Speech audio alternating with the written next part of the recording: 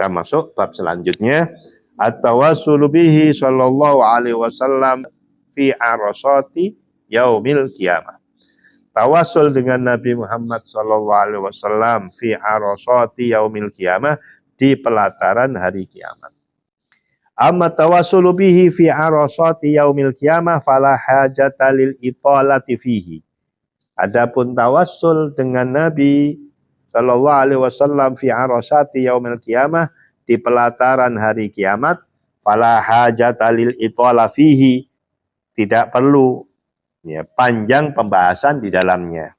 Fa inna ahadits syafaati balagot mablagot tawatturi, karena sesungguhnya hadis-hadis yang menjelaskan tentang syafaat Nabi, syafaatul kubra, balagot mablagot tawatturi, itu telah sampai pada derajat tawatur atau mutawatir.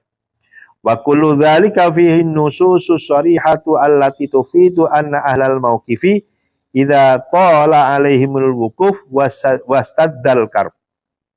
Wa kullu dzalika, dan semua itu, fihi an-nusus, terdapat nas-nas as-sharihah yang jelas, allati yang tufidu, memberikan kesimpulan, anna ahlal mauqifi, bahwasanya orang-orang yang ada di mahsyar, idza tala alaihimul wukufu, ketika panjang atas mereka al-wukufu, penantian, wastaddal kurabu, dan beratnya berbagai penderitaan, wastaghasu fi tafriji kurbatihim bil anbiya, dan mereka meminta pertolongan di dalam menghilangkan kesusahan mereka bil anbiya, dengan bertawassul kepada para nabi. Wa yastaghitsu nabi Adam, maka mereka memohon pertolongan kepada Nabi Adam. Summa bi Nuhin, kemudian dengan Nabi Nuh. Summa bi Ibrahim, kemudian dengan Nabi Ibrahim. Summa bi Musa, kemudian dengan Nabi Musa. Summa bi Isa, kemudian dengan Nabi Isa.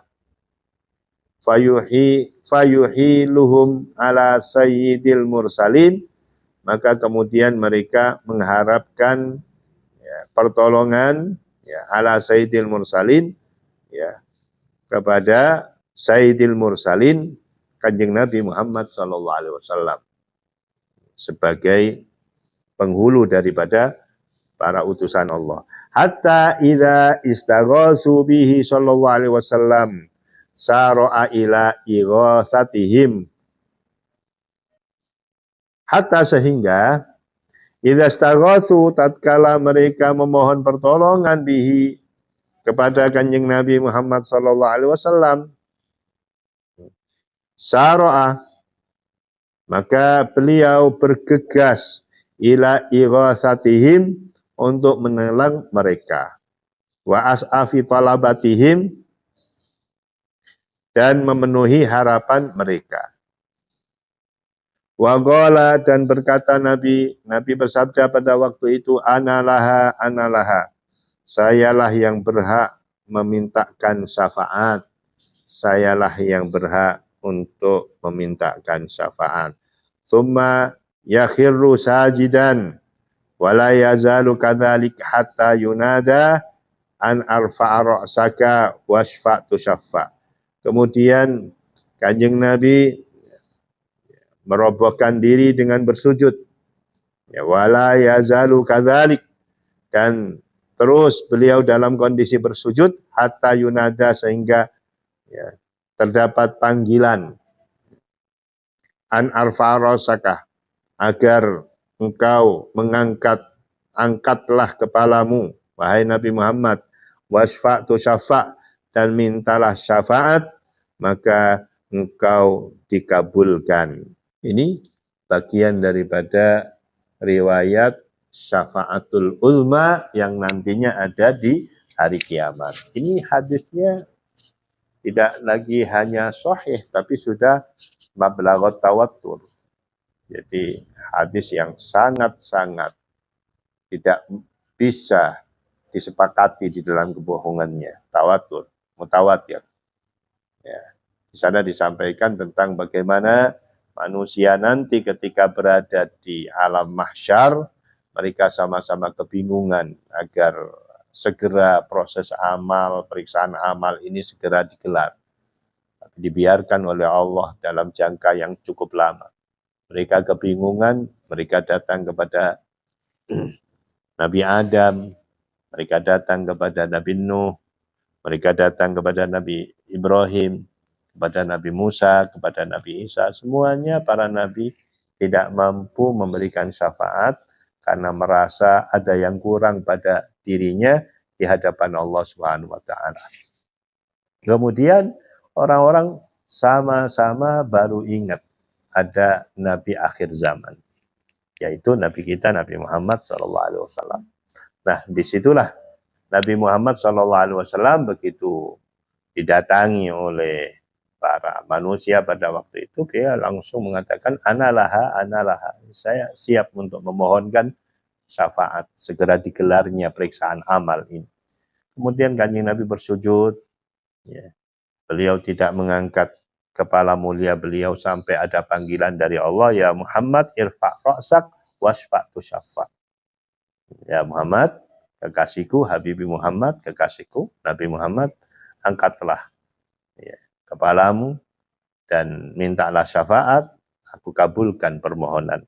Fahadha ijma'un minal anbiya'i wal mursalin. Maka ini merupakan kesepakatan, konsensus minal anbiya dari para nabi wal mursalin, para utusan, wasairil mu'minin dan semua orang-orang yang beriman. Wa taqriru min rabbil alamin, dan ketentuan dari Tuhan seluruh sekalian alam.